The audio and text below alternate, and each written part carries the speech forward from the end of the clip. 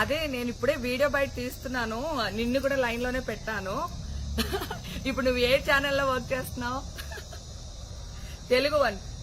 ఏమండి, నేను అన్ని ఆన్లైన్ లోనే ఉన్నాను. నేను మంచిగా ఫామ్ హౌస్ లో ఎంజాయ్ చేస్తున్నాను, చిల్ అవుతున్నాను. నా మీద ఈ ఫేక్ న్యూస్ వస్తుంది. ప్లీజ్ వేణు, నేను మళ్ళీ చేస్తాను. మన వాళ్ళు కంటిన్యూస్ గా కాల్ చేస్తున్నారు. ఒక వీడియో బయట రిలీజ్ చేసేసి నీకుతో మాట్లాడతాను. ఓకే మా, థ్యాంక్ యూ. హాయ్ అండి, నేను ఎక్కడికి వెళ్ళలేదు, నేను హైదరాబాద్ లోనే ఉన్నాను. సో ఒక ఫామ్ హౌస్ లో ఎంజాయ్ చేస్తున్నాను, చిల్ అవుతున్నాను. సో నా మీద వచ్చే న్యూస్ ఫేక్ న్యూస్. అది అక్కడ మరి ఎవరున్నారో ఏమో నాకు తెలియదు. సో అది ఫేక్ న్యూస్ అండి, అవన్నీ నమ్మొద్దు. Okay, thank you.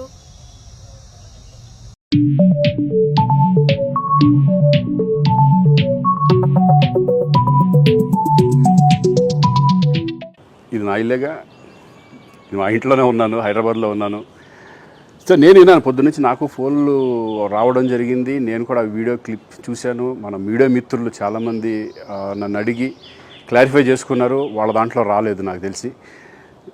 చాలా ఇట్లా శ్రీకాంత్ ఇలా బెంగళూరులో రేవ్ పార్టీకి వెళ్ళాడు, హేమ వెళ్ళింది, ఈ టైప్లో ఏవో వచ్చినాయి. లేదా నాకు నవ్వు వచ్చింది. ఇంట్లో వాళ్ళంతా నవ్వుకున్నాం.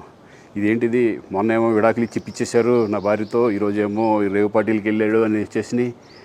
కానీ ఒకటి, వాళ్ళు కొంచెం తొందరపడ్డంలో ఇది లేదనిపించింది. ఎందుకంటే వాడెవడో, అతను ఎవరో కానీ కొంచెం నాలాగా ఉన్నాడు. వాడు కొంచెం ఇలా కప్పుకొని, అది గెడ్డం ఉంది, బట్ ఇప్పుడు గెడ్డం నాకు లేదు అని, బట్ గెడ్డంతో నేను షాక్ అయ్యాను. ఇదేంటిది నాలాగా ఉన్నాడు ఏంటి అని నేనే షాక్ అయ్యాను. సో దయచేసి ఎవరు నమ్మొద్దు. ఎందుకంటే రేవ్ పార్టీలకి వెళ్ళే కల్చర్ నాది కాదు, పబ్ కల్చర్ మనిషిని కాదు నేను. ఒక్కోసారి బర్త్డే పార్టీలకి వెళ్తాము, ఒకవేళ తెలియకుండా ఏదైనా వెళ్ళినా ఒక హాఫ్ అన్ అవర్ నుండి వచ్చేస్తాను తప్పితే అటువంటి ఏమీ లేదు. రేవ్ పార్టీ ఎలా ఉంటుందో కూడా నాకు తెలియదు. సో దయచేసి ఎవ్వరూ ఈ విషయాన్ని నమ్మొద్దు. హ్యాపీగా నేను హైదరాబాద్లో ఉన్నాను, మా ఇంట్లోనే. ఇప్పుడు మా ఇంట్లో నుంచే నేను ఇది చేస్తున్నాను. సో దయచేసి మీడియా మిత్రులందరికీ కూడా నేను చెప్పేది ఏంటంటే, ఏ విషయం కరెక్ట్గా తెలుసుకోకుండా మీరు కూడా థంబ్నైల్స్ పెట్టేసేసి నా బొమ్మ వేసేసి రేవ్ పార్టీలో పట్టుబడ్డ శ్రీకాంత్ ఈ టైప్లో వేస్తున్నారు. కాబట్టి దయచేసి ఎవరు నమ్మొద్దు. అది అతను అలాగా ఉన్నాడు అనే ఒక విషయంలో మీరు పొరపాటు పడి ఉంటారని నేను అనుకుంటున్నాను.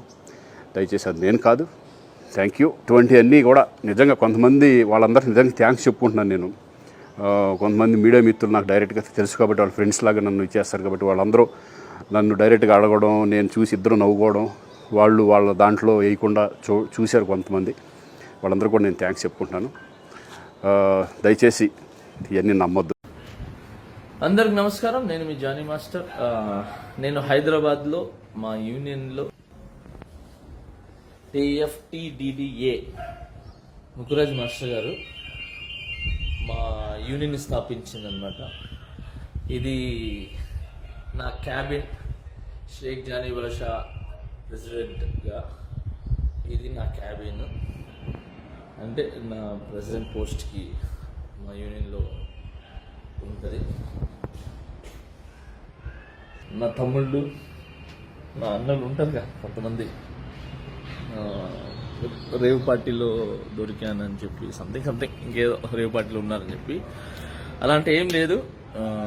మా ఎలక్షన్స్ తర్వాత హైదరాబాద్లో మా డాన్సర్స్ యూనియన్లో కొన్ని వర్క్స్ ఆగిపోయి ఉంటాయి.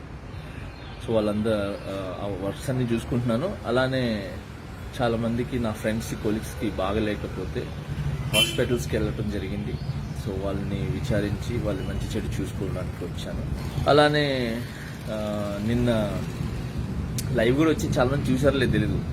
నిన్న నైట్ నేను డైరెక్టర్స్ డే, మన డైరెక్టర్స్ గురించి అందరు కలిసి ఒక ఫండ్ రేజ్ అని చెప్పి ఒక షో చేశారు. ఆ షోలో కూడా ఉన్నాను నిన్న నైటే. సో అక్కడ కూడా ఎంజాయ్ చేసి వచ్చాము. ఫస్ట్ ఆఫ్ ఆల్ ఏంటంటే, హాలిడేస్ వచ్చిన తర్వాత పిల్లలకి ఏ చిన్న వాళ్ళు బయటికి తీసుకెళ్ళడానికి కూడా నాకు టైం లేకుండా ఉంది. పార్టీ, రేవ్ పార్టీ అంటున్నారు. అసలు మామూలు చాక్లెట్ పార్టీ ఇద్దామన్నా కూడా మా పిల్లలకి టైం లేదు. సో జూన్ 4 పార్టీ అనేది, జూన్ 4 ఆంధ్రప్రదేశ్ మొత్తం ప్రతి ఇంట్లో పండుగ చేసుకుంటారు. సో అది పార్టీ అనేది. Okay, so now I'm happy. నేను ఎక్కడికి పోలేదు, నేను బాగున్నాను, నేను ఇక్కడే ఉన్నాను, మా యూనియన్లో ఉన్నాను, హైదరాబాద్లో ఉన్నాను. And thank you so much. జై జనసేన, జై హింద్. Hello, FP.